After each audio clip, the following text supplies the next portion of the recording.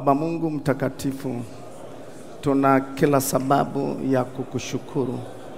Tunanyenyekea miguuni pako chini ya ulinzi na uongozi wa Roho wako mtakatifu. Tunajitakasa kwa damu ya Yesu Kristo na tunaomba neema yako ikatufunike siku ya leo, na mkono wako ulio na nguvu, ulio hodari, ukawe pamoja na sisi Mungu, kutuhudumia sawasawa na jinsi ulivyokusudia, ili utukufu wako ulio mkuu kadhihirike na kuthibitika, kwa kuwa wewe ndiye Mungu uliye mkuu. Natiisha falme zote na haribu mindu zote za kuzimu, na achilia ulinzi kwenye anga na kwenye ardhi hii na kwenye viti na kwenye jukwaa hili kwa mamlaka ya jina la Yesu. Na achilia nguvu ya kufungua ufahamu, nguvu ya uelewa, nguvu ya kibali katika jina la Yesu. Na funga roho na macho ya usuda na yang'oa kwa jina la Yesu Kristo. Na funika eneo hili lote na nguvu zako na kibali kitokacho kwako katika jina la Yesu Kristo.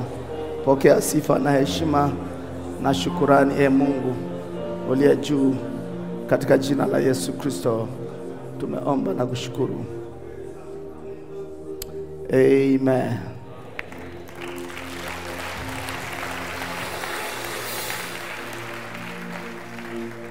Ninaomba mchukue nafasi ya kuketi. Na wasalimu katika jina la Yesu. Bwana asifiwe, watumishi wa Mungu. Haleluya.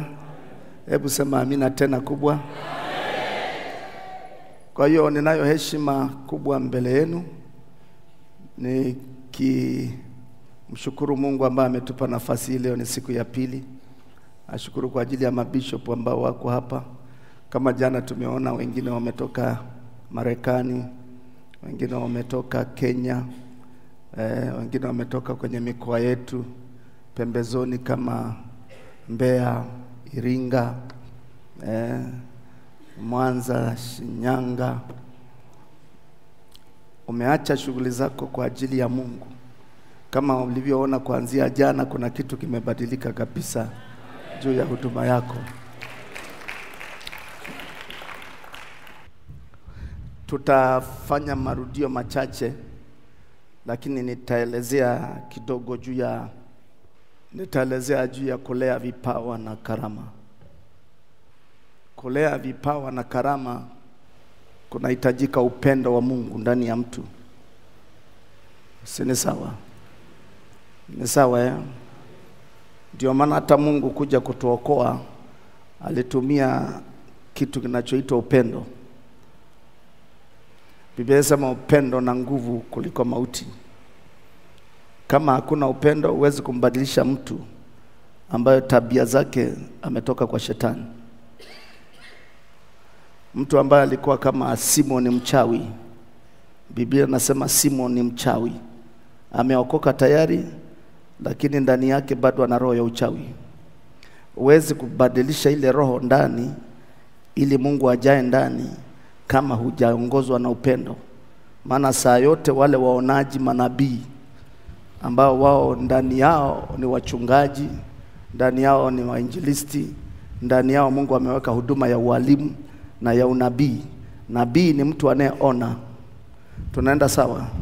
Nabii ni mtu anaona. Anasema kabla halijatokea na wapasheni habari zake. Kwa hiyo ni mtu anaona.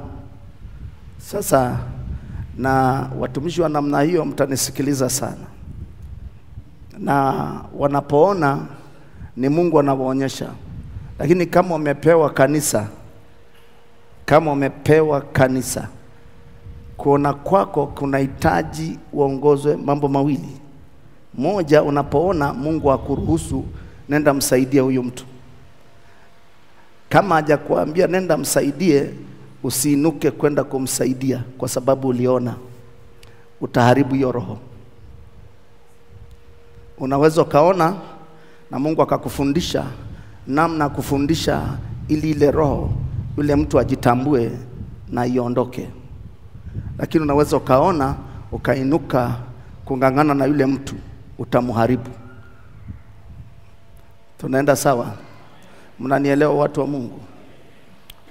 Kwa hiyo vipawa na karama vinalelewa kwa msingi wa upendo.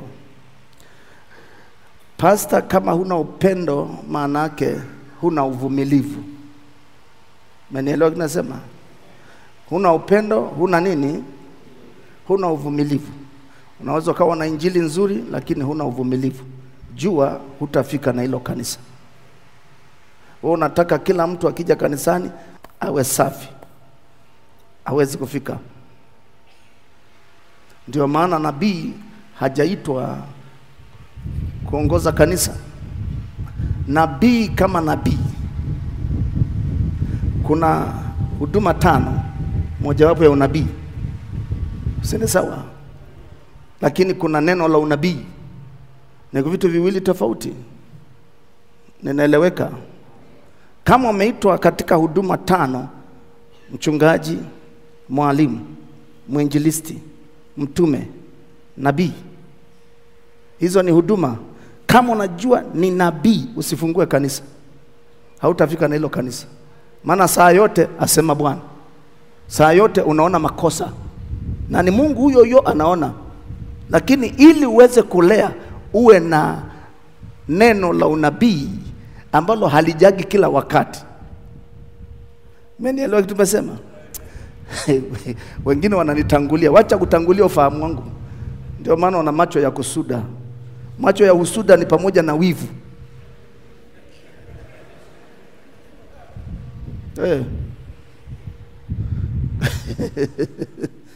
Yesu asifiwe. Watumishi wa Mungu, naeleweka? Hapa tumekuja maaskofu, watumishi, kwa ajili ya kutaka kumsikiliza Mungu. Sio bla bla. Kwa hiyo najua upeo wa watumishi wa Mungu, maana Roho Mtakatifu ni yeye yule.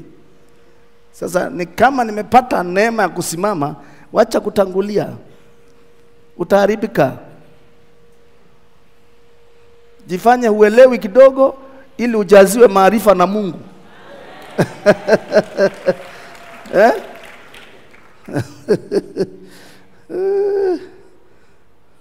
Yesu asifiwe sana.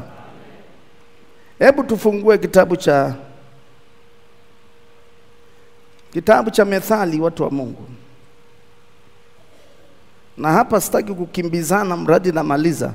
Nataka niende kama Mungu anavyotaka, lengo tuelewe. Na wale ambao hawakuepo jana waweze kuelewa. Juu ya vipawa na karama. Methali sura ya 17 mstari wa 8. Kuna mambo kama miko ambayo hutakiwi mtumishi wa Mungu kuwa navyo. Si sawa Utakiwe na wivu. Juu ya karama na vipawa Mungu anapoanza kuvizalisha kwenye kanisa lako. Mwanadamu ana wivu mzuri, na mwanadamu pia anaweza kaingiwa na roho ya wivu mbaya. Tunaenda sawa? Methali 17 mstari wa 8 inasema hivi: kipawa ni kama kito cha thamani machoni pake yeye aliyenacho, na kila kigeukapo hufanikiwa. Kila kigeukapo hufanyaje? Fanikiwa. Mungu akikuita mchungaji, anakuita na mke wako. Au kama mke wako ameitwa na Mungu, basi pamoja na mume wake anakuwa msaidizi. Unapoitwa mchungaji, kama mchungaji, iwe ni mwanamke, iwe ni mwanaume, tunasemea jinsia, si ndio? Na Mungu ndio amekuita. Cha kwanza ni kuelewa Mungu ameniita. Na umepelekwa kwenye nafasi ambayo Mungu anataka, au sehemu ambayo Mungu mwenyewe amefanyaje? Ametaka. Haijalishi kule kuna makanisa mengi kiasi gani, machache kiasi gani. Lakini mradi Mungu amefanyaje? Maana yake Mungu anakusudi na eneo hilo ili ajitukuze kupitia wewe. Na lengo lake kubwa, anataka kujenga mwili wa Kristo. anafanyaje? Anachofanya Mungu, ataanza kukutumia ama kwa kufundisha kweli yake inayetoka kwako kwenye Biblia. Ataifunua hiyo kweli. Anaifunuaje kweli? Pale unapokaa mbele zake. Maana hakuna mahali ambao unakutana na Mungu isipokuwa uwe na nafasi ya kukaa mbele zake. Yeremia anasema kama wangelikaa barazani pangu, ndipo ningaliwasikizisha neno langu kwa ajili ya watu wangu, na watu wangu wangeacha maovu yao na kunirudia mimi. Kwa hiyo mwanadamu hawezi kuacha tabia ya kishetani, tabia ya uzinzi, tabia ya uchawi, tabia ya roho ya asili, kama Mungu hakupi maneno yanayotoka kwenye kinywa chake juu ya kanisa unalolilea. Kabla kanisa halijaanza kupanuka, Mungu anakupa watu wachache kwa ajili ya kuwasafisha wafae, ndipo Mungu aanze kupanda vipawa na karama vitakavyosababisha kanisa hilo kupendwa na liwe mvuto kwa ajili ya watu wengine kuja kwenye ufalme wa Mungu. Tunaelewana? Tunaelewana? Na kwa sababu hiyo kuna miiko ya mchungaji ambaye anaanza safari ya huduma ya namna hiyo. Hata kama nimekupeleka mimi mkuu wa dhehebu nililonalo, ama umepelekwa na kiongozi wako au viongozi wako, wakuu wako wa dini walionayo, maana lazima uheshimu hayo mamlaka. Wanasema mahali fulani tunakupeleka. Ama wewe mwenyewe umepata wito lakini ukawaambia wakuu wako, jamani, mimi naona nimepata wito wa kwenda mahali fulani, kwa utaratibu wao wa ofisi yao wakakuruhusu, wakakupa na vibali, ukaenda ukatambuliwa na serikali, ukatambuliwa na ile jamii kwamba huyu mtumishi amekuja hapa, hata kama anaanza sifuri hapa, lakini ana vibali, dhehebu lake linatambuliwa na serikali. Si ni sawa? Sio sawa? Sasa kabla Mungu hajaanza kukupa roho za watu, Mungu anataka akusafishe wewe kwanza. Unaweza kawa umetokea chuo cha Biblia, ni kujifunza ulimwengu wa Kikristo ulianzaje na ulikuwaje, mapito yake na nini, utayakuta kwenye chuo cha Biblia. Na kule umejifunza mambo mengi ya kukaa na jamii na namna kujulikana na kuheshimia na kuheshimu watu wengine, unayapata kwenye chuo cha Biblia. Ndani yako una wito. Ukimaliza hiyo na umetambuliwa kwa heshima, mchungaji, mtumishi wa Mungu, kutoka hapo Mungu anapokutenga, anaweza kutumia maaskofu, anaweza kutumia ofisi yenu kuu, akasema bwana wewe unakwenda eneo fulani, na wewe ukabaki kumuomba Mungu, Mungu akakuridhia. Kwa hiyo Mungu anatumiaga watu, si ni sawa? Mungu akakuridhia, akasema kama walivyoamua kukupeleka mahali, na wewe nenda. Unasikia amani, mnafungasha na mke wako, mnafungasha, mnakwenda kwenye hiyo huduma. Unapokwenda, cha kwanza ukifika, hautategemea chuo cha Biblia ulikosoma. Utategemea chuo cha mbinguni kinachokufundisha juu ya roho za watu. Hasa naposema hivi, haimaanishi uondoe heshima kwenye ofisi yako. Kumbuka anafundisha vitu vya kiroho ambavyo vimesababisha Mungu akakuita. Mungu ana hekima ya ajabu sana. Mungu si wa machafuko. Huwezi kuondoka tu from nowhere anaenda kufungua kanisa. Hata jamii itakushangaa. Unapopitia chuo cha Biblia, unapopitia mafundisho ya kanisa lako, mwisho wa mchungaji akasema huyu mtu amefaa. Tunaona kabisa, kwa kuwa mimi nimemlea, naona mtu huyu aende mahali fulani. Ama wewe mwenyewe ukasikia Mungu anakusukuma kwenda mahali fulani, ukashirikisha uongozi, ni tabia njema ya Mungu. Lakini unapokwenda umefika kwenye eneo la tukio na umefahamika, nataka nikwambie cha kwanza, Mungu ataanza kushughulika na roho yako. Na umeitwa tayari, sasa wanaanza chuo rasmi cha mbinguni. Na kama hujui, naomba ujue, huwezi kulea vipawa kama mbingu haijakulea. Sijui kama umenielewa hapo. Huwezi kulea wanadamu kama Mungu hajakulea wewe kwanza. Hutaweza. Kwa nini? Kuna asili ya mwanadamu kila alikotoka. Mwingine ana asili ya kujitambua. Mimi ni Mangi bwana. Mimi ni Maasai bwana. Wataniambia nini bwana? Ukijamu kidogo naambia nikiomba wiki moja mnakufa wote. Nimepakwa mafuta sijui ya nazi au ya mbu. Hiyo utakuja kuiona kama hujatengenezwa, utaiona hapo mbele. Hapo mbele kidogo utaiona. Na nitakuonyesha inakujaje. Wangapi wanaelewa kitu nasema? Na utaijua baadaye. Muda si mrefu. Lakini mtu ambaye amejua, ndio maana Mungu anaweza kukupeleka sehemu ya ugeni. Tanzania hii, lakini unapelekwa Lindi ambao kama hujawahi kwenda, huna mazoea hata na kabila hilo na watu wa jamii hiyo, unapelekwa Lindi. Watu wasio kujua. Mungu alimchukua Abraham akampeleka nchi ya Wakanaani, ambaye yani hawana hata uhusiano, hawamjui ni nani. Lengo lake nini? Ili abaki kumwangalia Mungu aliyempeleka. Si tunaenda sawa? Unapomwangalia Mungu utaona watumishi baadhi yao wanaelewa. Utaona mara nyingi, muda mwingi Mungu anakutaka ukae mbele zake. Muda mwingi. Na hata ukitoka unaona kabisa unapelea, unatakiwa ukae mbele za Mungu. Ni kama una force tu kutaka, lakini kwa kweli ndani yako unatakiwa ukae. Na ukikaa hujui uombe nini. Unabaki kusema Mungu niko hapa. Ninaomba unisaidie. Naomba unisaidie. Ngoja nikwambie, unapokaa mbele za Mungu utakuta unaomba maombi machache, usingizi uko mwingi. Unalala.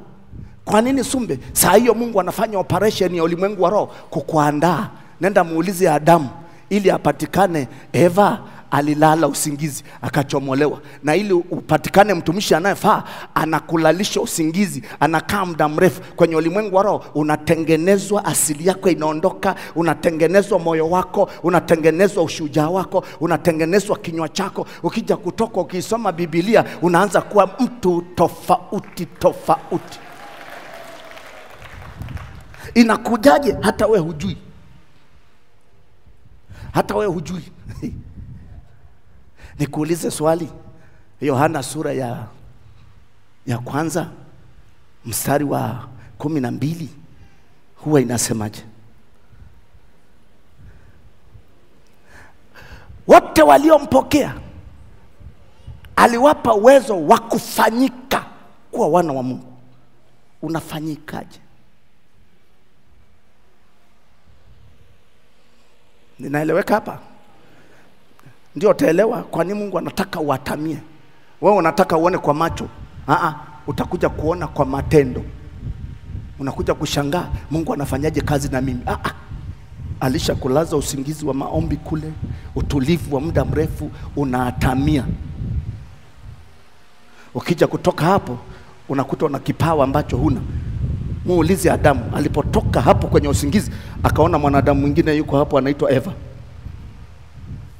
Alafu kumwangalia, ufahamu wa Mungu kakaa ndani yake, anamwambia huu ni mfupa katika mfupa wangu. Jina lake ataitwa mwanadamu. Mke wangu anaitwa Eva. Amejuaje? Ndio maana nitakufikisha pale na nasema lazima uwe na ufahamu wa rohoni. Unanielewa kitu nimesema? Uwe na ufahamu wa nini? Unakujaje? Muulize Adamu alipoandaliwa, alafu akapewa Eva. Alipopewa Eva, Mungu alikuja kumwambia, alikuja kumintroduce kwamba huyu aliitwa nani? Ni ufahamu wa rohoni. Ngapi wanaelewa kitu nasema? Nielewe tu mpaka mafuta wa Mungu. Nielewe tu. Na mtu ukielewa neema ya Mungu ikiwa ndani yako, hutajua kiburi cha uzima kimeondoka saa ngapi. Hautajua. Hata ukija kujaziwa mali za kila kitu, hutaona. Wewe unamuona Mungu tu. Wewe unamuona Mungu tu.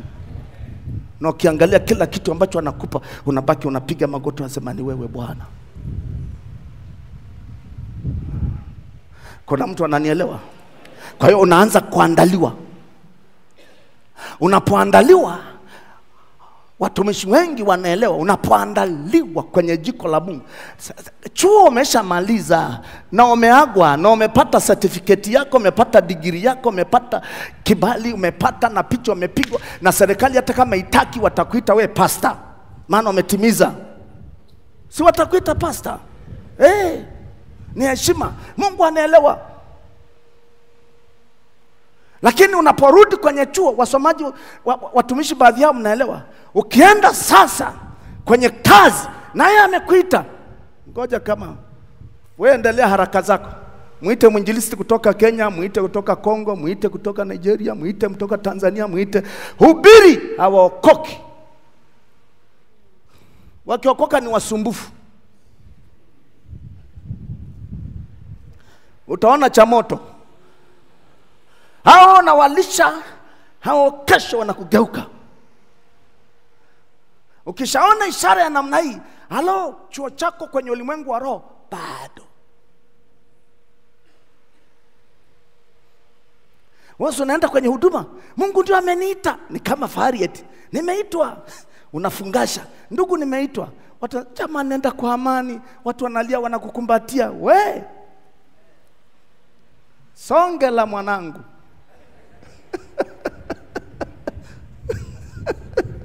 Wangapi wana amani? Mwambie mwenzako hiki ni chuo cha kimbingu. Hautatoka jinsi ulivyokuwa. Sema amina kama unaelewa.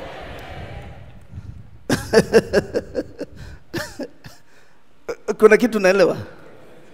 Lengo la Mungu anachotaka hapa, ili kipawa cha Mungu. Kuna vipawa vilivyoandikwa kwenye kitabu cha Wakorinto, si ndio? Sura ya 12, si sawa? Lakini kuna kipawa ambacho tunakipokea wote, kinaitwa wokovu. Unajuaga wokovu ni kipawa? Wakorinto wa pili sura ya 8 mstari wa 20. Alafu nitakurudisha hapo. Naomba tuwe uwe na nafasi. Leo ni siku ya Mungu kukuchambulia kwa ndani, ili uwe na hakika ya kitu ambacho anapokuchambulia anapanda vitu ndani yako. Wakorinto wangapi? Twende Wakorinto wa pili sura ya 8 mstari wa 20 kama sikosei.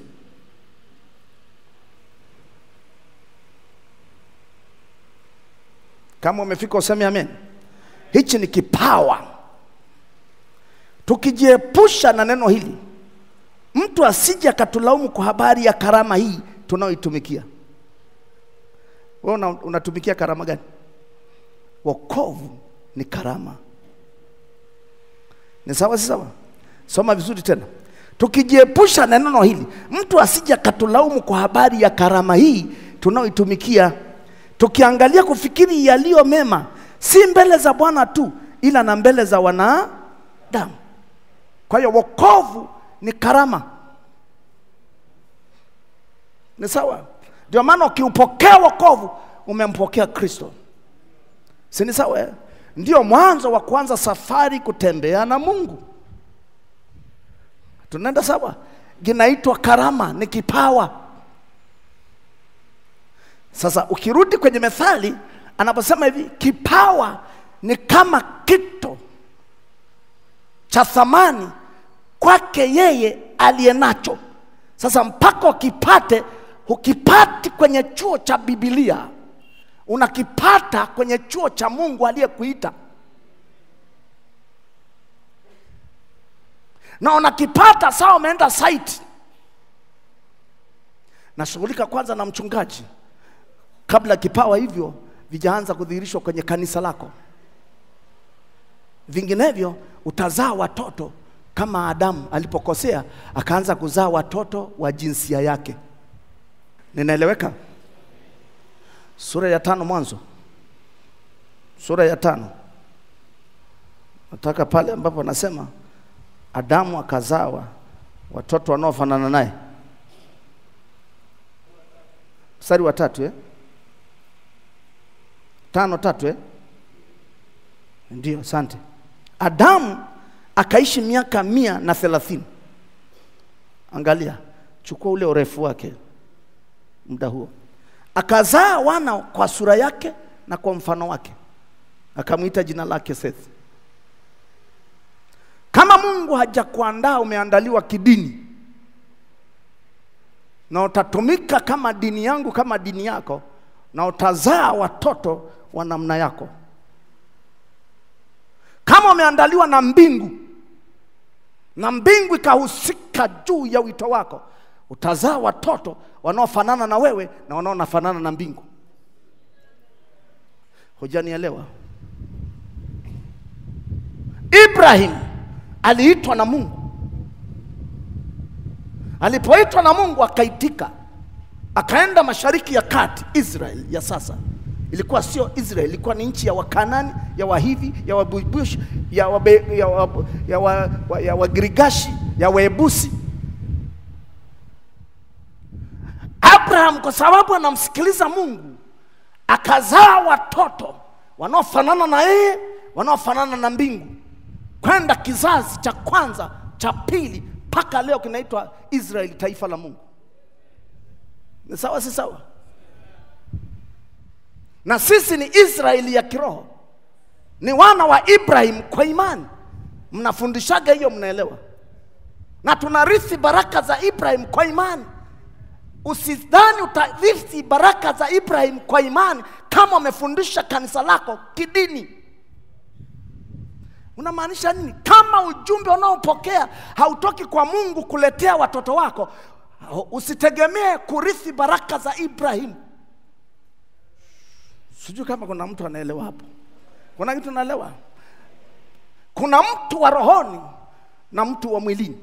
Jana nikakwambia, ukikosa unyenyekevu kutoka kwa Mungu, Mungu haangaliage unyenyekevu wa mwanadamu, mbele zake sio kitu. Na kuna uzao wa kiroho wa mtu aliyeitwa kama Abraham.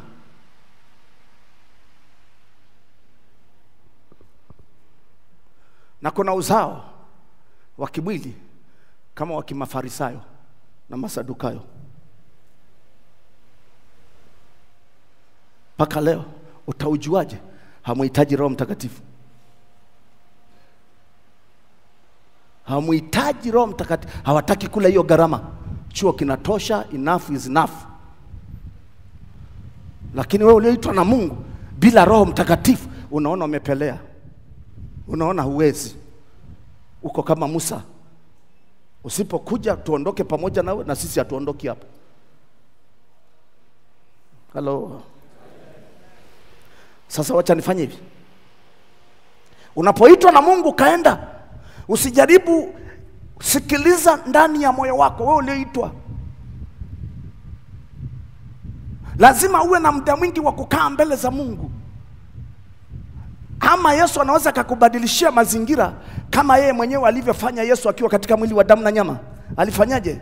Mchana anaenda kuhubiri, jioni anapanda mlimani. Biblia inasema anakaa mlimani usiku kucha. Anafanya nini? Anatafuta connection kutoka kwa Mungu.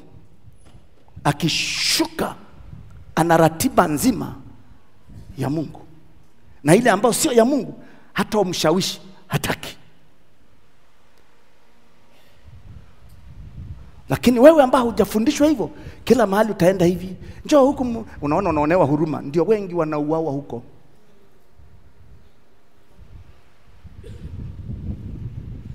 Sema amina kama unanielewa.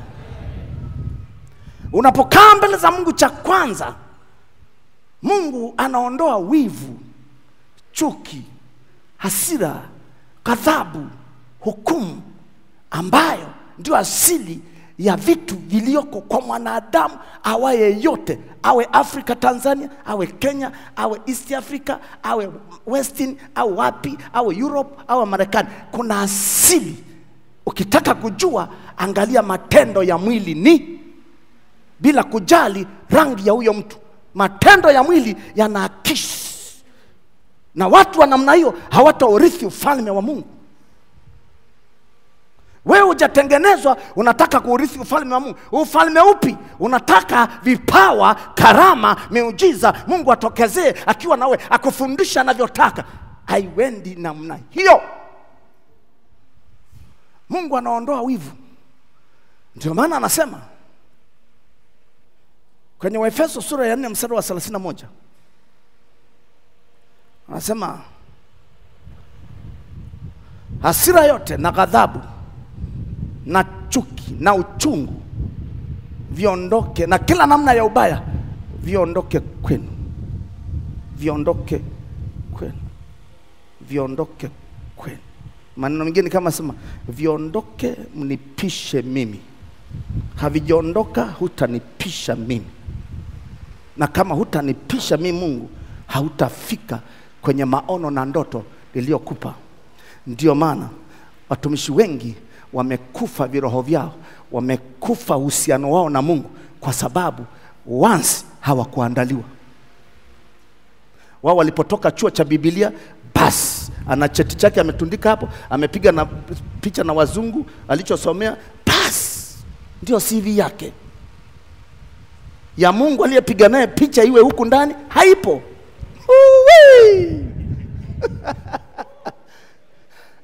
Sio wewe, lakini wale ambao walikuwa bado hawajaja. Maana wengine nao wanachelewa kana kwamba vitu vyao vitawapata tu. Hii ni dunia. Hii ni dunia my friend. Alafu ukitaka kujua hii ni dunia, angalia wanaokufuata nyuma wanamtafuta Mungu, utakuja kuachwa solemba. You know solemba? Wale wa zamani wanajua nikisema namna hiyo. Utakuja kuachwa kama vile haupo. Utasema majina, huyu ni Freemason, huyu ni agenti, huyu ni nene. Haisaidii, ndio unaharibika kabisa.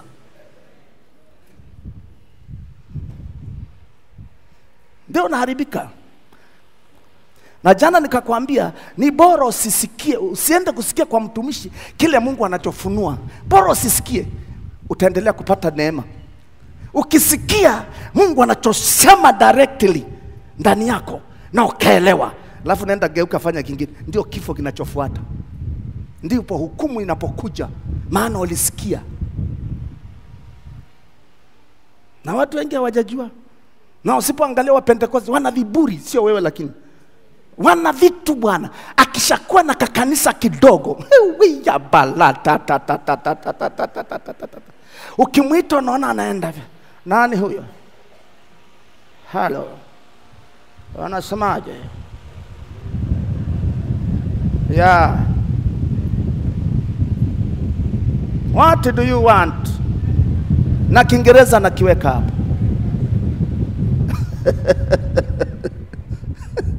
Wewe unaga ni Mswahili kabisa wa huko kwetu, lakini lazima uchomekee maneno ya Kiingereza ili uonekane wewe tofauti kabisa. Hata kama unaongea na bibi yako, bibi wa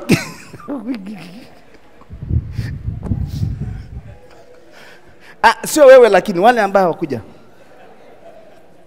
Jamani, hii inapendeza ipendezi? Sikiliza, kama ni muelewa ni muelewa tu. Haitaji uchangaje na kitu fulani ndio uonekane. Wewe wacha huo, ni ushamba. Jana nikwambia na mafundisho manyonge. Sio kwamba sio mafundisho, manyonge. Ni mafundisho lakini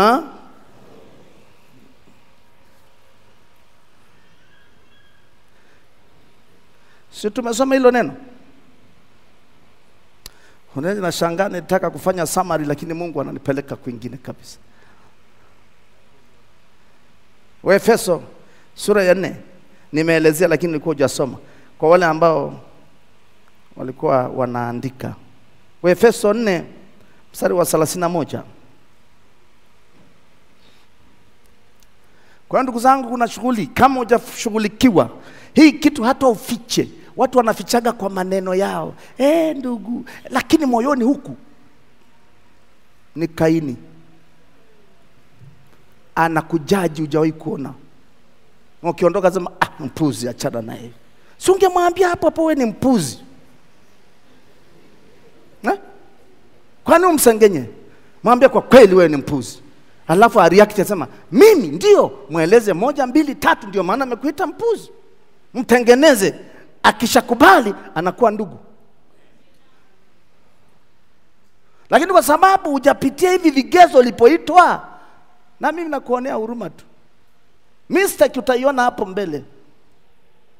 Anasema hivi, uchungu wote na ghadhabu na hasira na kelele na matukano yaondoke kwenu, pamoja na kila namna ubaya. Nikakwambia hivi, huyu ni Mungu asema uchungu wote, sio kidogo, wote. Sema uchungu wote na ghadhabu. Unajua ghadhabu? Unaona kwa ukikasirika kitu inakuja hapa. Hapa. Zamani mimi nilikuwa nikiwa Muislamu, nikikosana na mke wangu, nakosana hapa, kitu nakapa. Sasa nashindwa kumjibu, napiga teke meza pa. Akishaona hivi akajua ishara hii.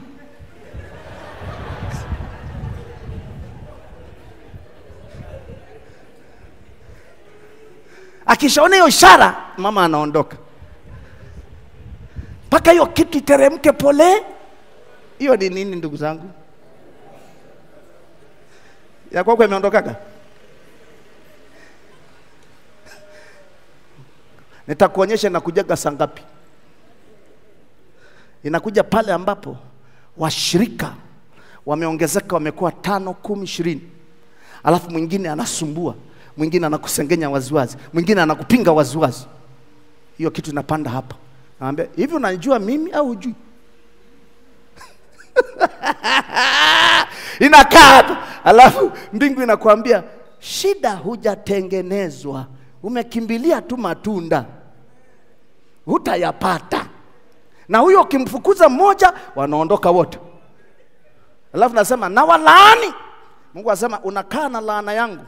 Biblia nasema katika kitabu cha Methali sura ya 3 mstari wa 33, laana ya Bwana iko juu ya nyumba ya watu wa ovu. Mungu anakuona wewe ni muovu, maana hajakuruhusu kulaani, wewe ukalaani. Ulipolaani kwa sababu ya maadui, sikiliza, laana ya Mungu inakuja juu yako. Maana kibali kwa Mungu hakipo. Kumbuka hata Kaini alikuwa anaenda kanisani, lakini ni muuaji. Ona uja kubabaishwa kwa sababu umeshika Biblia. Nani amekudanganya? Jua watu rohoni. Ndio maana shetani ameingia kila makanisa kuharibu. Wewe la kwako linahukumiwa na fulani, na wewe unahukumu kanisa la fulani, na wewe unahukumu kanisa la tawi la fulani, na wewe unahukumu dhehebu la mtu fulani. Yaani shetani anasema, na wachanganya ili msisaidiane. Na hamtakaa msaidiane, mtapitana kama magogo yaliyobebwa na mafuriko.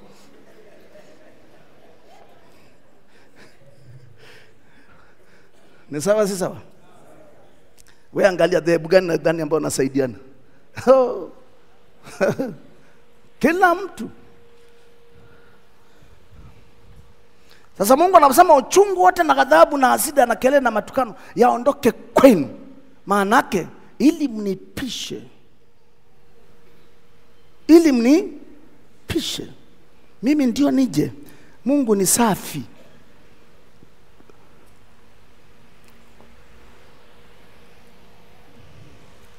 Sasa twende kidogo. Mungu akikutengeneza, nataka kuondoka kwenye kitu hicho. Mungu akishakutengeneza, ndipo utaanza kuona. Anaanza kukuruhusu fanya semina, anaanza kukuruhusu ama andaa mwinjilisti aje ahubiri mkutano, anaanza kukuruhusu sengine kutembelea nyumba kwa nyumba kushuhudia watu. Unaona watu wanatokea ambao wana shauku hiyo, wanataka kushuhudia. Na baada ya muda unaona baadaye huduma ile inaendelea, hata kama iko kwenye nyasi, hata iko kwenye nyumba ya mtu. Unaona unaanza kuwa na mvuto. Watu wanaanza kuoteshwa ndoto na Mungu wakuja hapo. Ukishaona hivi, jua pastor amefaulu kwenye ulimwengu wa roho, hatua ya kwanza. Umeelewa? Amefaulu kwenye ulimwengu wa roho, hatua ya kwanza ya wito. Hatua ya kwanza Utaletewa watu kama 20, alafu ghafla unaona kitu kinasimama hapo hapo. Hawaongezeki, hawapungui, 20. Wakija ni wageni, wanaondoka 20. Maana yake Mungu anambia, "Lo, nataka kwenda another step." Itakachotokea kama hujaelewa hiyo lugha, utaona linatokea jambo iwe ni kwa watoto wako, iwe kwa mke wako, iwe kwa ndugu yako, iwe kwa kanisa, linaloumiza moyo. Unarudi kwa Mungu. Unalia. Wakati unalia, yeye anakutengenezea vyuma vingine vya kupanda juu. Hakujibu. Hivi naongea na watumishi hapa? Unajua siongei na washirika.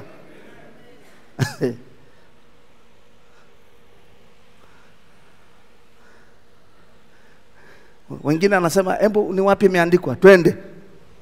Silikwambia usinitangulia, ninaona unachomoka. Twende. Waraka wa Petro. Twende ndugu yangu. Waraka wa Petro.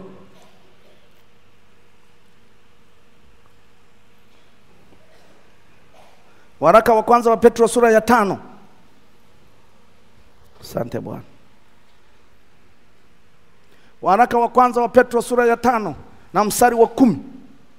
"Na Mungu wa neema yote, aliyewaita kuingia katika utukufu wake wa milele katika Kristo, mkisha kuteswa kwa muda kidogo, yeye mwenyewe atawatengeneza na kuwathibitisha na kuwatia nguvu." Sio mchungaji, kama unaona hapo? Watumishi mnaona hapo? "Na Mungu wa neema yote, aliyewaita." Sinaelezea juu ya wito, sinaelezea juu ya huduma. Aliyewaita kuingia katika utukufu wake, maana yake wamesajiliwa na mbingu. Utukufu wake wa milele katika Kristo. Mkisha, saa hiyo nakwambia umefika watu 20, ni kama unataka kurelax, ni kama unapata kafungu la 10, ni kama watu wanajitolea sadaka kutegemeza nyumba ya mchungaji. Na wao wanasema ni wakati wa kula na kunywa roho yangu. Kazi ambayo Mungu ameniitia, si ndio hii bwana? Unakutana na mwenzako kule, ndio anaanza kupiga pori, hata shilingi hana. Naambia, "Si una nauli hapo mtumishi wa Mungu?" Anambia, "Chukua tu bwana." Unampa 5,000. Ni kama wewe sasa umekuwa kabosi fulani. Mungu anambia, "Leo umejisahau, kumbuka maono. Mimi naangalia maono niliyokuitia." Hutaki kusikia, anaachilia bomu la mateso, anaachilia kitu kanisani kinakuumiza. Wanaondoka hata washirika 3 wenye nguvu. Ghafla, kwa kuwa uliwaweka moyoni, roho yako inaharibika. Si uliwaweka moyoni? Hata kama unamhubiri Yesu, ngoja aondoke ndio utajua alikuwa moyoni au la. Kabla hajaondoka huwezi kujua kama yuko moyoni. Nilijengaga jengo la bati 168 za geji 30 mita 3. Na watumishi wenzangu wakanisifu, wakasema, "Sumbe, yani watu wako bwana wanajitolea sana. Na ni watu wa kawaida." Nikamwambia, "Hapa wengine wanauza majani, wengine wanauza kuni." Tukajenga. Tulipojenga ile jengo, marehemu Sedekia, hapa Arusha alikuwa mwimbaji mmoja anaitwa Sedekia. Mwanzo alikuwa anatembeaga sana na mwalimu Christopher Mwakasege. Wakaenda Israeli, akafa. Kabla mauti ile, mtumishi yule anamtumikia Mungu, ndio mtu wa kwanza kumuita kwenye hilo jengo kufanya semina. Akawa baraka sana. Nikipita mtaani, "Sumbe amejenga kanisa kubwa bwana." Bwana utumishi, nikija kwenye dini yangu naye wananiinua. Akasema, "Sawa." Nawaambia, "Ni Mungu tu. Ni Mungu tu." Ni Mungu tu. Kumbe huku mimi napokea sifa. Mungu tu. Wewe achana na binadamu bwana. Ni Mungu tu. Na kweli ni Mungu. Ni kweli kabisa ni Mungu. Saa nimefikia kile kiwango ni kama Mungu hasikii, nikaanza kuona maono. Mungu hafanyi jambo paka na kutaarifu. Niliona kimbunga, niliona tufani, niona kitu kizito kinakuja. naona maono ya wazi. Alafu kinapokuja mimi mwenyewe nikasema nimekwisha. Nikamwambia Mungu nisaidie. Maana kukipiga chenga hivi hamna. Nikikimbia hivi kiko huku. Kimbia huku kimejaa mpaka huku. Fanye ndio kimefika. Nikasema tu Mungu nisaidie. Bwana Yesu nisaidie. Nikasema nisije nikafa nikiona. Nikajua imebeba magogo, mavyuma, manini. Nikasema hii hata kama vumbi hii haijanipiga, mavyuma haya, magogo haya, takuta nimesha chanwa hata watajua nyama yangu ilikuwa ya aina gani. Niliposema Yesu nisaidie, nikafanya hivi. Nikasikia pakari na kapita po. Nikasema nimekufa, nikufanya hivi, kumbe niko mzima. Nikaona viuchafu vidogo. Nikaendelea kuenjoy maisha. Lakini na kanisani watu wanakuja. Na nahubiri Mungu anajidhihirisha. Lakini kwa kweli ni kama anaonekana neema iko. Na mimi nimejitambua. Mtu mwingine akaja kaniambia. Mtu mwingine naye, mke wangu naye akaambiwa. Mama kaniambia nafikiri sijui pito gani baba linakuja mbele, lakini tuombe. Nikamwambia vitu vingine ni kukemea tu mama. Wewe unafikiri kila kitu ni kukemea? Na mimi nilimwambia mke wangu, vitu vingine kemea tu. Mungu asema mimi sikemewagu. Nitakuja. Mungu akikupenda huwezi kumkemea. Utamkemea mpaka utakuja kujua ndio mwenyewe. Na haogopi. Na hakuachi. Hakuachi. Lichotokea ghafla, jengo tulilokuwa limejenga, tulipewa uwanja na mzungu. Yule mzungu akareact. Sema sitaki kanisa hapa. Asema we wacha bala. Kwani kanisa ni la Sumbe? Kanisa la kwako? Asema ndio, mimi sitaki kanisa. Anaulizwa kwa nini? Mimi sitaki. Unajua akainuka na wafanyakazi, akaja kanisani siku ya Jumatatu, sijui ilikuwa Jumanne, akapanda juu wanangoa mabati. Wanangoa. Na wakati nina hati. Tulioandikishana kunipa kiwanja. Wewe ndio utakuja kujua huyo mtu ulimweka hapa, jengo liliweka hapa, ulimweka mshirika hapa. Umeanza kuelewa hii kozi kidogo? Unaanza kuelewa wokovu ulivyo? So ile shetani akija nampiga ti kule. Mwambie hizo ni style za mazoezi tu bwana. Watumishi wa Mungu. Unajua kanisa linavunjwa. Jipya.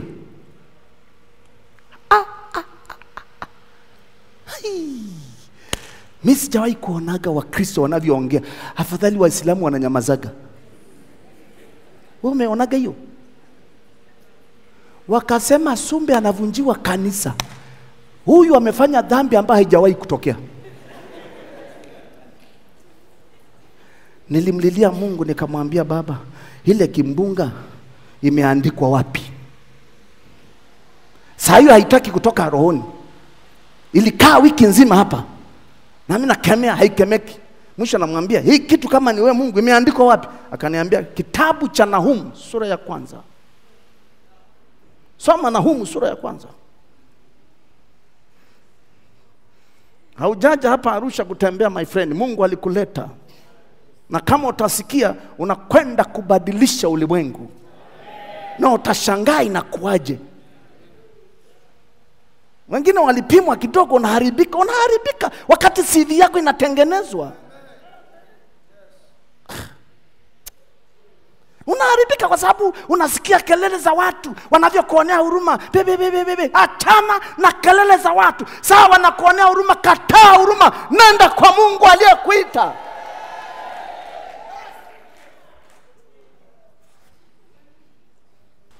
Waja muuliza Sauli aliharibiwa na nani?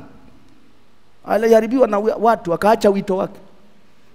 Alafu mpaka watu wanaambia kwa ushindi huu chukua hizi ng'ombe, mchukue na Agagi mfalme Agagi, twende ukajionyeshe, nenda jenga na mnara. Watu ni wazuri sana, lakini hawana wito kama wakwako. Wewe ndio baba, wewe ndio uliotiwa mafuta, lazima uwe mwangalifu sana. Jana nikakwambia watu wangu huwa wananishauri, nina mchungaji ndani ya kanisa, nina mama askofu ndani ya kanisa, nina mzee kiongozi na msaidizi wake, nina wazee karibu 40. Ni wazee wa kanisa, mashemasi zaidi ya 200. Nina wachungaji wa zone sijui wako mangapi. Lakini wanaponipa ushauri na kukaa kikao, nikitoka naondoka, hawajui usiku na acha kitanda, naenda kukaa kwa Mungu. Napeleka waraka, namwambia Mungu tumekubaliana kanisa na ushauri, walipokuwa natoa ushauri ni huu na huu na huu, niko mbele zako Bwana. Lazima aje, maana mimi ni mti wa mafuta wake.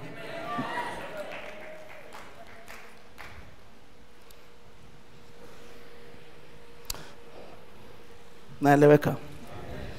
Nimekuambia tufungue nini? Nahum sura ya 1. Kitabu cha Nahum mstari wa 3. Unaweza kaanza wa 2.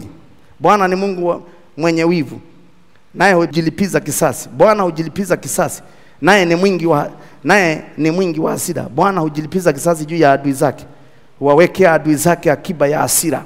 Sasa lengo ni mstari wa 3. Umefika nisome pamoja na wewe? Inasema hivi ndugu zangu, Bwana si mwepesi wa hasira, ana uwezo mwingi. Ana uwezo mwingi. Angekuwa na kasirikaga Mungu angeshatuacha. Ana uwezo mwingi, wala hata mhesabia mtu mwovu kuwa hana hatia kamwe. Bwana ana njia yake. Bwana ana njia yake katika kisulisuli na tufani, na mawingu ni mavumbi ya miguu yake. Umeona hiyo kitu? Angalia inavyotajwa. Bwana ana njia yake. Si yeye anasema yeye ni njia, kweli na uzima. Mtu haji kwa Baba isipokuwa njia yangu. Alafu wewe ni mtumishi wake, anakutengenezea njia mpaka ufaulu kidato cha kimbingu, alafu mbingu ikutawadhe rasmi kwa vipawa na karama. Wewe unafikiri ni mchezo? Anasema Bwana. Sasa angalia hapa, saa anamfundisha mtu. Kumbuka tumesoma Petro wa 1 sura ya 5 mstari wa 10. Mungu wa neema yote aliyewaita muingie katika utukufu wa mwanao Yesu Kristo, akisha kuwatesa kwa muda kidogo. Mungu ndiye anasema akisha kukutesa kwa muda kidogo, sio kukufariji, kukutesa kwa muda kidogo. Mungu anaposema kwa muda kidogo, wakati anasema kwa Mungu siku moja ni miaka 1000. Kumbuka mahesabu ya Mungu. Siku moja miaka 1000. Akisha kutesa kwa muda kidogo, ndio anachukua advantage hiyo.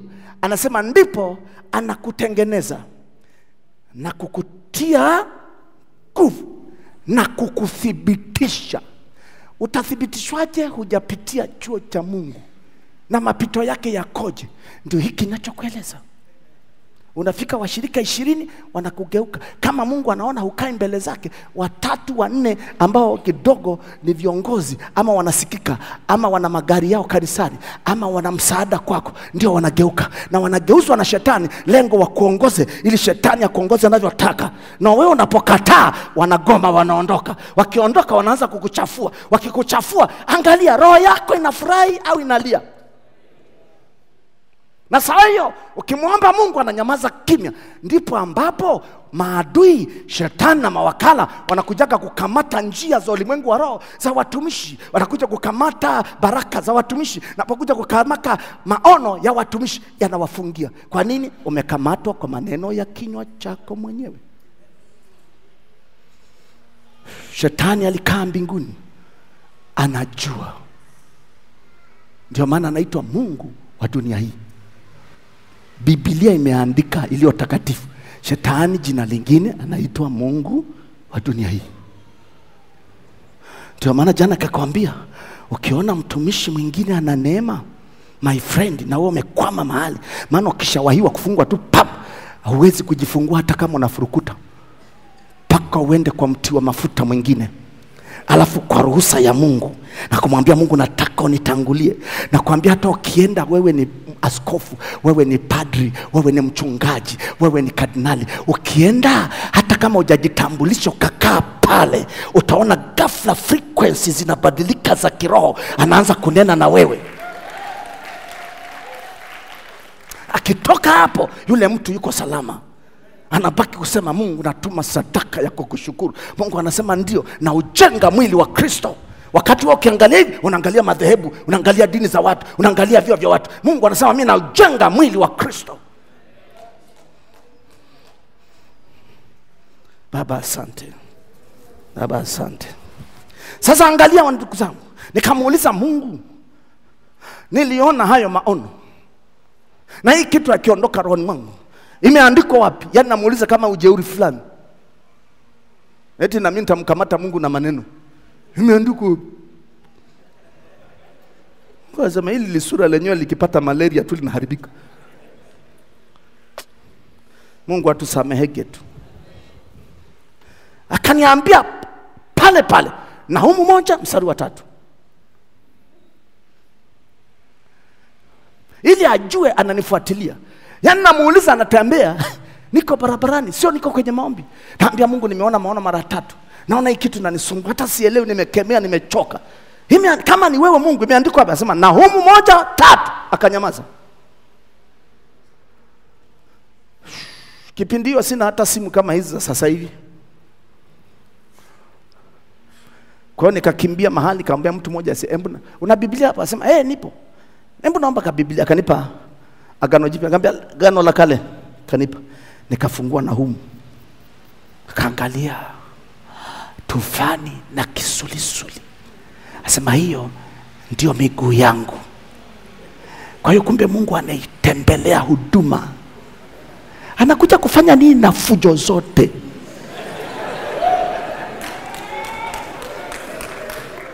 Ili kumkamilisha mtakatifu, kazi ya huduma ipate kutendeka. Sema amina wewe.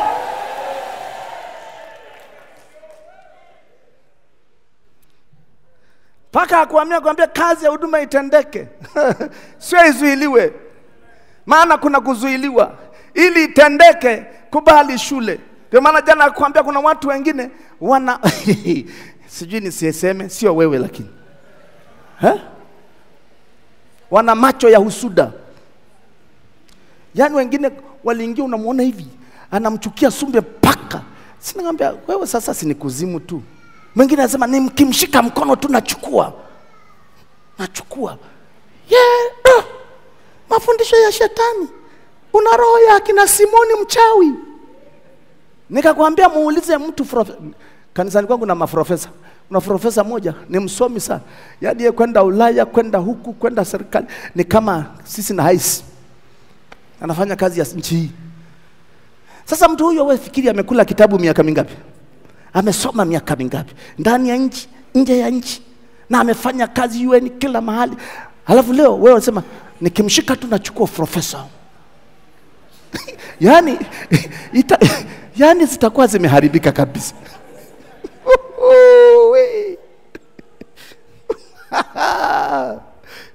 Ndio maana unakuta unajiletea laana mbaya. Yaani mbaya. Wangapi wameelewa? Kuna saa Mungu anakuja mwenyewe, haji kama mchungaji mwema. Anakuja kwa tukio zito ambalo moyo wako hauwezi kustahimili, ili kuvunja ndani yako kila kitu. Kama ni elimu itavunjwa hapo. Kama ni ukoo wako utavunjwa hapo. Kama ni uzao hutategemea tena. Unabaki na yeye. Unapobaki na yeye ndipo anaanza kukuhakikisha. Ndipo nilipojua jengo nilojenga la bati 168 kumbe ilikuwa bado liko hapa. Lakini nilikuwa sioni kama liko hapa. Nilikwambia hivi, Mungu akifanya hivi akaondoa watu ndani ya kanisa lako, ndipo utajua walikuwa hapa au walikuwa. Kuna watu ambao mnabeba watu, hamumbebi Yesu. Mnabeba CV za kazi zenu, hambebi Yesu. Na kuna watu ambao kwa kweli walipokuwa wanyenyekevu mwanzo, Mungu alikuwa anajifunua kwao. Lakini walipoanza kiburi cha uzima, hutajua aliondokaga saa ngapi. Naona mtafutaga haji tena. Ufunuo anasema kumbuka ni wapi ulipoanguka, katubu. Sio mchezo. Hautaki mbingu sio za kwenu. Kizazi kingine kinainuliwa na wewe utabaki kama waliopita. Usifikiri mchezo. Ni bora usingeijua kweli. Sasa twende. Ukishatengenezwa na Mungu, umefaa, umeshinda. Ulishindaje sumbe la kwako? Nitakwambia baadaye tunakokwenda.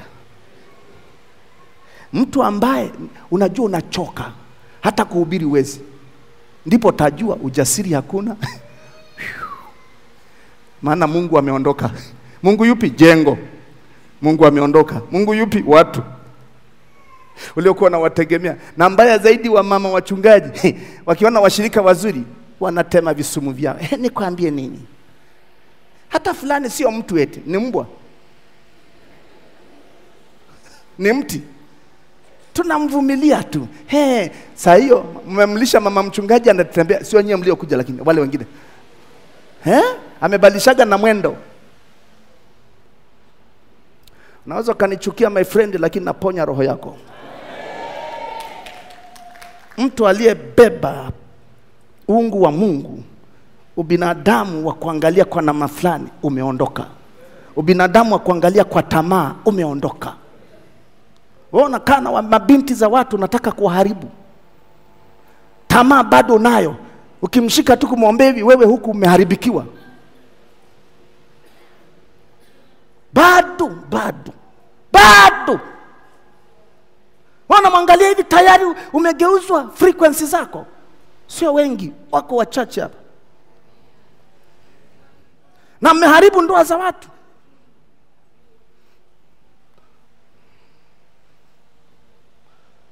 Kanisa ni la kuogopa sana. Kanisa, nilifundisha kanisa, Mungu aliponifundisha, anaambia usisimame mbele zangu ukiwa huna neno langu. Mwiko, adui atakukamata. Hutapanda. Leo watu wangapi wanafundisha hawana hata neno la Mungu, wana maandiko tu ya chuo cha Biblia. Ya maandiko tu walioiga kwa mtumishi fulani.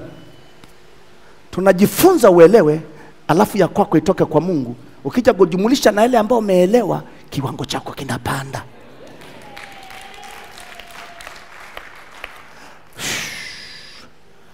Mimi nakumbuka pito ile ilikuwa gumu sana ndugu zangu. Baba huyu kipindi hicho mimi na yeye tulikuwa wajumbe. Huyu askofu wangu hapa. Tulikuwa wajumbe wa kamati kuu ya utendaji ya kitaifa wa kanisa letu. Huyu baba Mungu alimtumia sana, anatoka mkoa wa Manyara. Kila Jumapili anapanda gari kuja kulitia kanisa moyo. Na Mungu alimtumia sana. Ndio maana nikiwaga naye hutajua sisi kama maaskofu tunachekaga, tunafurahi. Na mpaka na leo jumbe anafundisha kanisa.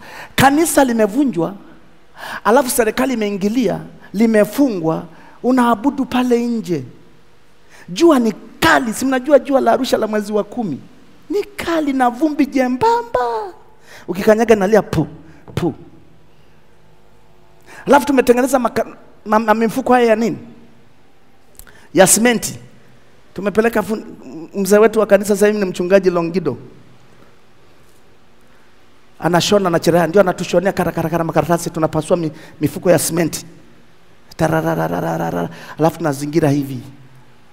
Alafu cha ajabu, ikiwa ni shule ya Mungu, watu hawaachi kuja kanisani. Na ilikuwa ajabu. Baba watu anakuja, askofu wangu anahubiri, yeye achukuagi kitambaa kipindi hicho. Anahubiri, jasho linamtoka, natamani mpe kitambaa, yeye anapiga tu. Anahubiri juu. ya anaitwa tai. Anahubiri juu ya tai. Tai na kiota, tai na mayai yake, tai na watoto wake. Watoto wake wakitaka kuanza kupaa, wamefika wakati, mama tai anafanyaje? Ananyofoa yale majani, ananyofoa vile vigodoro, ananyofoa, anawabakishia miiba. Wanachomwa huku, wanachomwa hivi. Hawalali, wanainuka. Wanapoinuka ghafla wanasogea karibu na kiota hapa. Kidogo anawasukuma. Watoto anajikuta anafanya mazoezi. Na unajua tai anakaga mbali. Yuko juu kama kwenye mapango, majabali, miti juu. Sasa mtoto wa tai ameachiliwa, anakuja chini. Yuko chui, kabianza chui, ndio mara kwanza. Mamake anapita kwenda. Alafu anaona anafika kwenye hatari, labda anaenda kujipigiza afi. Ghafla bila kujua, mama tai anafika, alafu anakinga mgongo. Mtoto kanatua hapa, kanasema, afadhali Yesu, afadhali Yesu. Sijasahau mafundisho Mungu alikutumia gasa. Saa hiyo roho yangu hata kusimama sina nguvu. Kila mahali wanasema Sumbi amefanya dhambi ambayo haijawahi kutokea. Mungu nikamwambia Mungu anasema hiyo ndio nilipopita kukuhakikisha ile vumbi iliyobaki ndio maneno ya watu. Lakini usisikilize maneno ya watu. Hii ni chuo chako. Akaniambia siku moja, wakati moja nimewaombea, akaniambia waombee wote wanaokunenea mabaya. Nikaomba. Unajua ni ngumu. Unawasikia watu wanaokunenea mabaya, watumishi wanaokunenea mabaya, alafu Mungu anakuambia waombee. Hii ilikuwa ngumu. Nikamwambia Mungu, kweli mimi nitaombea washirika. Lakini hao Mungu akaniambia hivi, nakupa sauti yangu ya mwisho. Ombea wanaokuudhi wote, unayewajua na usiowajua, tena kwa kunyenyekea. Ilikuwa ni usiku wa baridi, nikavua shati nikapata joto. Nikaanza kumuita Mungu. Nikamwambia Mungu, hii kitu ni ngumu, nipe neema. Wewe ufunue moyo wako. Unafikiri Mungu hauoni moyo wako? Mungu huwezi kumfanyia kuwa gagari. Nikamwambia Mungu, nipe neema. Nipe neema, vinginevyo ni ngumu. Kama angalia yule alikuwa ananitukana, anambia mimi nimefanya dhambi ambayo haijawahi kuwepo, kwa hiyo naadhibiwa na wewe Mungu. Kidogo nikaomba dakika 3-4, nikaona Roho Mtakatifu akajaa ndani yangu. Nikaanza kunena kwa lugha. Ndugu yangu, ukipita kwenye mapito, mwache Roho Mtakatifu ajae ndani yako. Mwache ajae, utaomba mpaka hiyo kitu inaondoka ndani yako. Ukija kutoka hapo, una ufunuo mwingine. Nikawaombea maadui mpaka asubuhi. Nikaona mkono unaniambia inatosha. Sikusikia sauti, mkasikia mkono tunafanya inatosha. Na baada hapo Mungu akaniambia, kwa uwezo wa mkono wako, kwa kuwa umeshinda, watakuja kunyamaza kimya kama jiwe. Kaambia imeandikwa wapi? Si nilikwambia ukimpendeza Mungu atakufundisha Biblia? Mwenye kuandika Biblia ndiye yeye atakayekufundisha. Akaniambia juu ya Musa kwenye kitabu cha Kutoka sura ya 15 kama sikosei. Anasema kwa uwezo wa mkono wako watanyamaza kimya kama jiwe. Sasa hivi wananyamaza kila adui zangu. Sasa Mungu akatusaidia. Tukakaa kanisani. Serikali ikaingilia kati. Yule mzungu akaitwa, akasema mimi roho yangu haitaki tu hii kanisa. Anaambiwa wewe hujui sheria za Tanzania? Unazijua uzijue mzungu? Anaambiwa na viongozi wa serikali. Tuko kwenye serikali ya kata. Yuko mtendaji wa kata, yuko diwani, yuko mwenyekiti wa kijiji, wa tawi, mtendaji. Akaambia unajua sheria za Tanzania? Unavunja kanisa halija kuchokoza. Unataka nisema mimi sitaki tu kanisa. Advocate wakatokea sema tuuzie hii kesi. Wewe tu bishop hapa pastor, hapa unapata hapa. Wewe wacha unatajirika. Tunamfungulia mahakama. Nikaenda kuomba, nikaambia nitawajibu kesho. Na wazee wangu wa kanisa baadhi yao wameungana huko.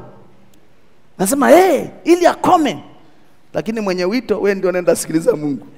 Kumsikiliza Mungu, nikaona naenda kwa mzungu nifanya mikono hivi. Nilipoamka Mungu akaniambia, huko akaniambia, ulipokwenda kuomba ile eneo mpaka ukapewa, uliendaga umekaa hivi au umeenda tu umefanya hivi kama utapata kibali? Akasema ndio, nilienda hivyo. Leo kwa nini unaenda mpeleka mahakamani? Ukienda mahakamani mimi nakuacha. Kaniambia, hii ni shule yako, unapaswa kushinda.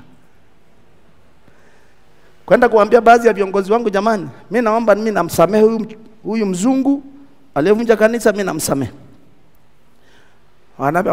Unaona sasa walokole wanavyochanganyikiwa. Umeona? Sasa watafanya na nyamaza kimya. Watasema hapo wanavuruga na baadhi ya viongozi wangu. Nimenyamaza. Sumbe mbona usemi? Nasema mimi nimeshamsamehe. Sasa wewe viongozi wa serikali nasema, na wewe bwana umetusumbua hapa, tumeshughulikia mambo yako, sisi tunakupenda. Alafu sasa una nini hii? Nikamwambia sasa ningefanyaje watumishi wa serikali yetu? Mimi namsamehe. Kwa sababu nilienda kuomba. Sikununua, nilienda kuomba. Sasa leo ananifanyia hivi, si basi. Lakini rasilimali ya kanisa nani atalipa? Yeye akasema mimi nitawafidia kidogo. Tawafidia. Shilingi ngapi? Akataja. Wewe unasemaje mchungaji? Nikamwambia kama alivyosema iwe hivyo. Wakaangalia, wamekaa, ina maana Sumbe amekaa na mzungu wanafanya njama ya kuharibu kanisa. Unageuka eti. Saa ya kupimwa kwako, usitegemee mtu, mtegemee Yesu. Kwa sababu ngoja nikwambie, hii unakwenda hatua nyingine, unamuona Mungu, lakini nafika mahali nasema na wachungaji ambao kanisa linakwenda kupanuka na kupata heshima. Kuna heshima, lakini kuna heshima ya Mungu ambayo anataka na kuonyesha ili usikosee maboya pale mbele.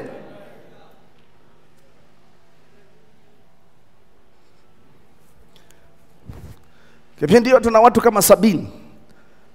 Lakini hakuna hata mmoja aliyekimbia. Mama moja mpaka leo wapo. Akaulizwa, wewe Sumbe amefanya dhambi ambayo haijakuwa. Akamwambia, sikiliza. Jengo ndio limevunjwa. Pastor wetu ni mzima na Mungu yuko pamoja naye.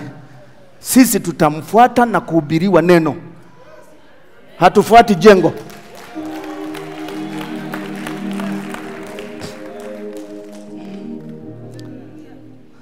Haleluya. Na mambo mengi ambayo yalitokea. Naomba niishie tu hapo. Mambo mengi yalitokea. Sasa nilikuwa naelezea nini? Kutengenezwa katika kituo kutoka 20 kwenda 50, kutoka ushirika 50 kwenda 70, 80, 100. Lazima kuna madaraja. Na hayo madaraja huwezi kuyajua. Unaona yanatokea tupu. Jana nikakwambia Biblia inasema kwa Yakobo, ni heri mtu anapotumbukia kwenye nini? Kwenye majaribu. Hesabuni ni furaha mtu anapotumbukia kwenye nini? Sasa majaribu ni furaha. Maana yake Mungu anahusika kukupandisha daraja. Kama umenielewa sema amina. Sasa ukishakamilishwa na Mungu, vile vipawa, maana yake nini? Umetengenezwa. Vile vipawa Mungu anaanza kuvizalisha kwa kanisa. Anapovizalisha kwa kanisa, utaona kuna saa utajisikia tu, hebu dada wewe imba. Wewe binti au wewe kijana, hebu imba. Hebu jo imba pambio. Ni kama unasikia, lakini kufundisha jana juu ya ufahamu wa rohoni. Sawa na Mungu. Mungu kazi anayempa kuhani kama baba, kama mlezi, anakupa ufahamu wake wa rohoni. Alivyompa Adamu ufahamu wa rohoni. Kwani Adamu hapo imeelezea nini? Mungu anamuumbia mwanamke, alafu anamleta mbele yake. Mungu anamtambulisha juu ya mwanamke. Leo alipomwangalia hivi Adamu mwanamke, akasema huyu ni nini? Huyu ni ubavu katika ubavu. Alijuaje? Ufahamu wa rohoni. Mungu alipoona ili ameshinda, wanyama wote alimleta mbele zake. Alitangulia na wanyama, si ndio? Akawaleta wanyama.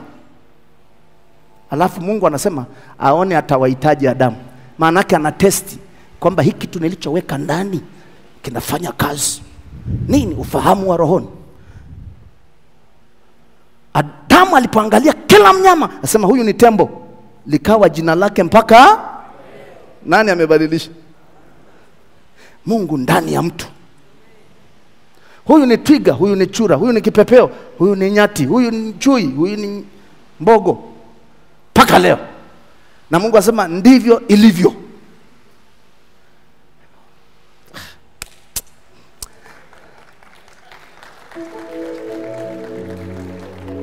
Mlezi, wewe hautapewa kama watoto wako. Ndio utanielewa. Kipawa ni kama kito cha thamani.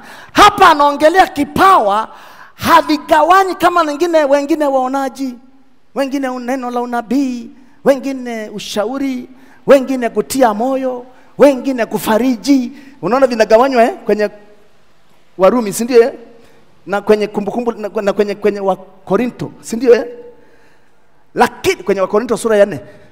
Lakini hapa kwa ujumla wake Methali 17 mstari wa 8 anasema kipawa ni kama kito cha thamani kwake aliyenacho, na kila kigeukapo mtu ufanikiwa. Maana yake jana nikakwambia vile vipawa ambavyo Mungu anakuambia, mojawapo ni ufahamu. Alafu ufahamu namfanya wakuu wanatawala. Si nilisema hivyo?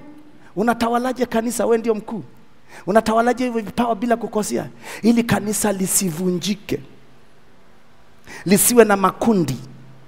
Makanisa mengi na makundi. Kuna watu wa mchungaji, kuna watu wa mama mchungaji, kuna watu wa wazee wa kanisa. Hivyo kuna watu maskini wakakaa maskini, tajiri na wakakaa na matajiri, wasomi wakakaa na wasomi. Hilo haliwi kanisa la Yesu. Na utajua je litakufa? Litakufa nini? Cha kwanza, vipawa vitafanya kazi. Na baada hapo utaona matukio mabaya. Taeleza baadaye. Kuna mtu ananielewa? Mchungaji anapewa kipawa cha ufahamu, maana ndio mkuu wa boma hilo.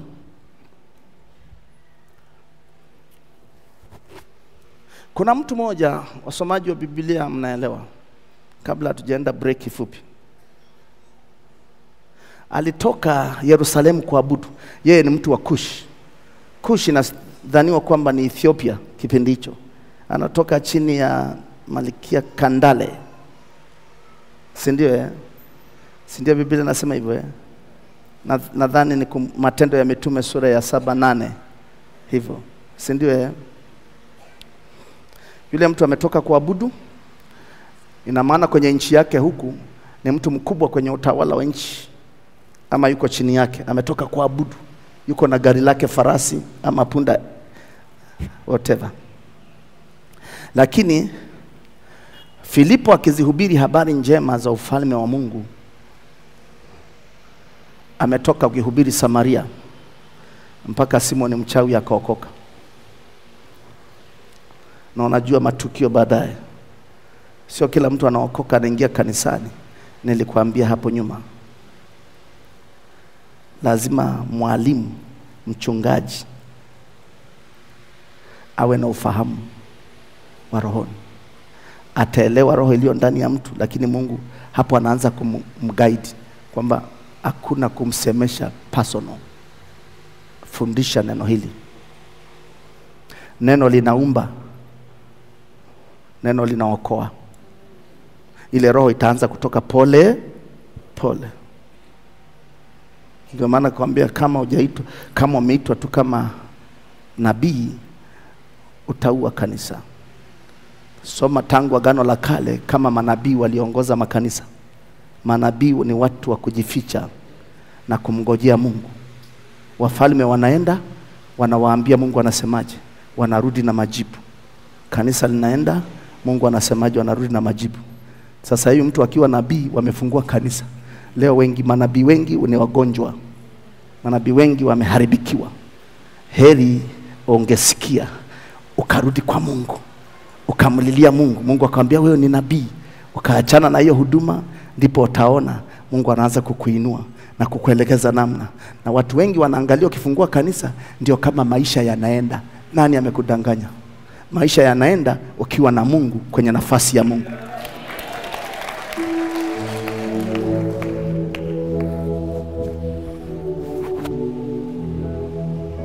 Maana nabii ndani ya kanisa akiona kakosa kidogo tu anahukumu. Na ni roho wa Mungu yule yule, kwa sababu yeye hakupewa kulea, amepewa kuona. Lakini mchungaji anapewa ufahamu.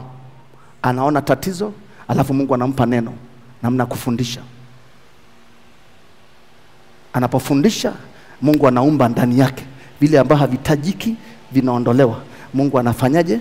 Anasema vile vya kutetemeshwa vinatetemeshwa, vya kukaa vipate kukaa. Ni neno, mafundisho. Naona mtu anaitika, anasema ndamu, hii tabia ni ya kwangu, Mungu nisaidie. Na yeye anaenda kufunga na kuomba. Mungu anaendelea kupata nafasi kwenye neno ndani ya roho yake. Lakini nabii akamwambia wewe ni mzinzi, wewe una tabia hii. Kwanza umemwebisha ndani ya watu, kesho harudi hiyo kanisa. Kumbe wewe hukupewa kulea.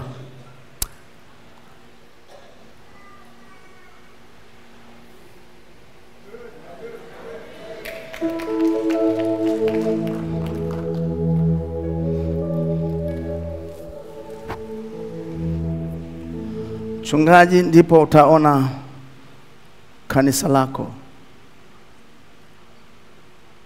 lako litaanza kustawi. Na kustawi kwako, nikakwambia iko hivi. Watu wengi wanatamani sana makanisa makubwa. Litakusaidia nini kama huna msingi wa Mungu?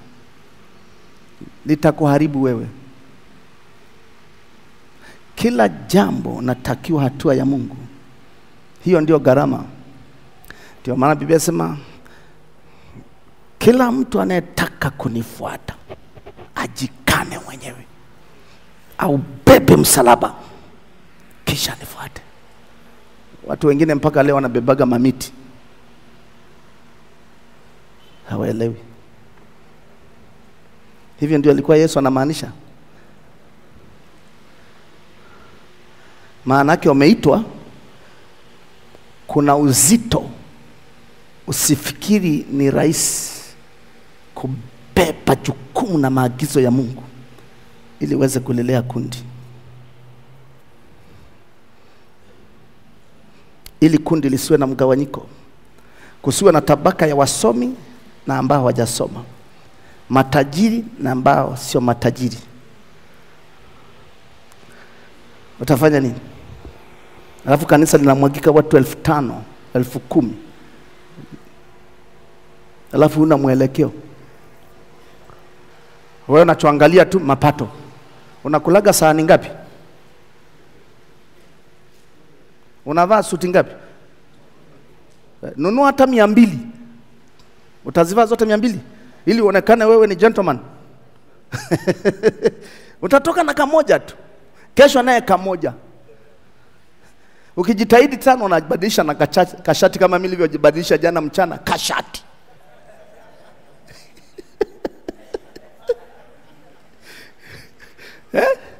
Sinibadilisha kwa ajili ya joto jamani. Lakini kitanda, wewe ni tajiri sasa, kanisa kubwa, lakini huna misingi, utakuwa mchawi tu.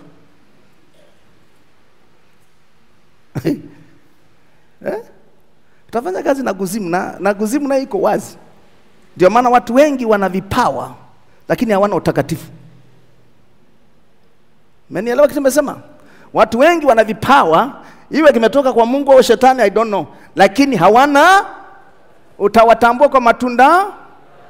Sasa hiyo inakusumbua ni?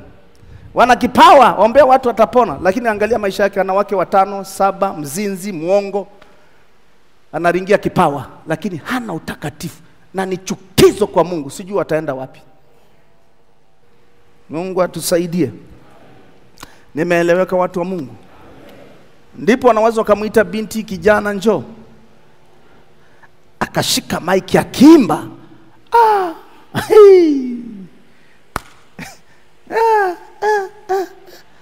Unasema jamani, watasema mtu kumbe ana sauti kazuri, anaimba, unaona watu wanajaa Roho Mtakatifu. Kipawa kimezaliwa. Anainuliwa mama pale ambapo Mungu amekuongoza, anakuambia huyu aongoze wa mama. Akisimama busara alizonazo, hata kama kuna wakatili wanapona. Anavyoongea ni kama anakupiga lakini amekukumbatia. Ni kama amekushuti. Au ponyoki. Utoroki hapa.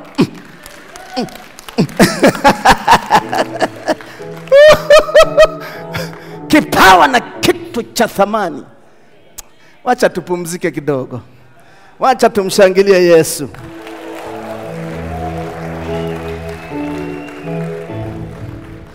Kuna watu wengi wamejielewa kwenda kulea na saa hizi wanatubu. Wanaambia Mungu, tumeelewa, hakika tutaukuwakilisha. Na utaona huduma yako itakavyostawi. Na utaona Mungu atakavyofanya mabadiliko. Takuja kusema mimi sikujuaga tena kama nitafanyaje. Lakini nakwenda kutokea kwa haraka. Kwa haraka watu wa Mungu. Kwa haraka.